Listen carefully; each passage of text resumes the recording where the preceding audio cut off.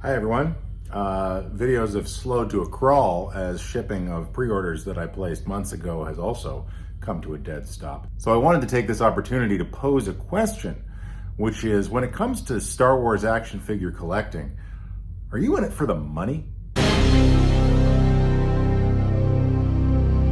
I expect to be well paid. I'm in it for the money. So here's the reason I ask. A couple of weeks ago, I posted a video which was of myself and other inclined individuals lining up at midnight to get into a Zellers to buy the Star Wars Episode 1 Phantom Menace action figures on the first night of their availability. And, it was one of those videos that I think hit a wider audience than this channel usually does, because I got a lot of views and a lot of comments on that video. And the reason I ask this question today is that a disproportionate number of those comments, I eventually ended up just turning the comments off because I was tired of getting the same comment over and over again. A disproportionate number of those comments was basically, haha, those action figures aren't worth anything.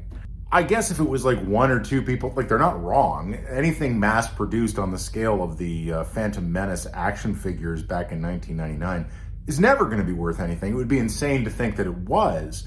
But the sheer proportion of the comments that asked this question made me wonder why so many people were dropping into those mentions to point out to, I guess, me or anyone else who was reading, that anyone who bought those figures expecting to turn a profit was some kind of a sucker. Like, that was kind of the tone of these comments, was like, ha ha ha, these figures ain't worth nothing.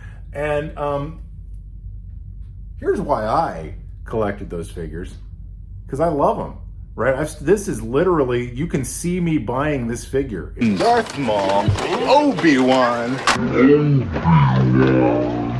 I've still got them on my shelf, not just on my shelf, but like right above my desk, 25 years later. That's why I bought these toys, is because I wanted to have them, because I like having toys. Now, I'm different from some of our viewers here on the channel, because, as you know, I take them all out of the box. So I don't think a return on investment is ever in the offing for me, because unless there's like a loose figure that somehow is one of those unicorn figures that ends up being worth a fortune, I would never even have the opportunity to sell these things for more than I paid for them, should I even choose to sell them, which in and of itself is a vanishingly small proportion of the ones that I buy.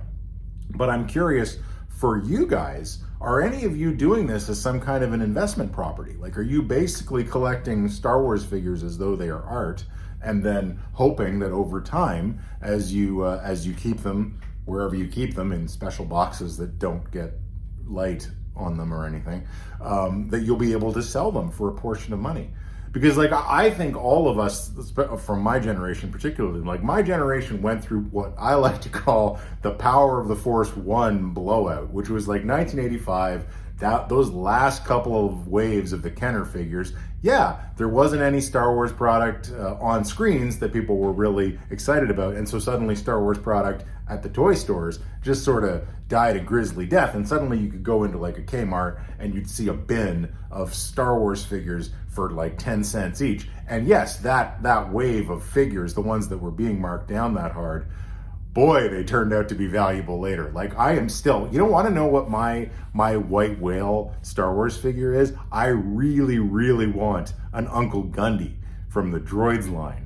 Because Uncle Gundy, well, first of all, Droids as a show was great, but second of all, Uncle Gundy as a character just amuses the heck out of me. So I really want one. I actually saw one loose in a store for $100 before the pandemic. So this would be about 5 years ago. And for whatever reason, I didn't buy him that day. And I've been kicking myself ever since, because every time I've seen him since, loose, he's 300 easy. And on a card, forget it about it. It's significantly more than that.